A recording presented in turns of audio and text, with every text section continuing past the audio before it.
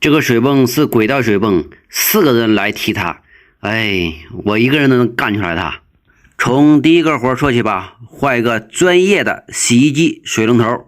这个水龙头可以搭配所有的洗衣机哈。我右手边拿的是一个变径，有的洗衣机上水口它是拧的那种大头，哎，这个就是个大头，搭配了2个小头，不影响你正常用水，而且还多了一个头给你洗衣机接。哎，这个活也不知道怎么说，2个修水泵的，水泵提不出来，领导派我们2个过来帮忙。哎，就这活我不是吹了，给我100块钱，我一个人都能给他干出来。先抽水吧，零线接到零线排上面，地线不要，然后火线的话找个地方接吧，接在这个小的下面吧。220的水泵上电，哟嘿，走了。哦，水泵挺巧，劲儿还挺大。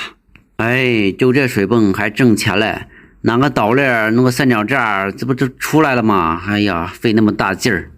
导轨水泵，它这种水泵是从这2根柱子上面滑下去的，没有螺丝拧，滑下来之后，然后都对准那个水管了，也不用螺丝拧。水泵的话，它也不会歪，它一直都在这直直的。哎，这个活从头给我说到尾，烦死了。灯泡不好使啊，就是一开始以为是那个灯泡坏了。不是啥问题？你现在跟我说啥问题了？我不知道。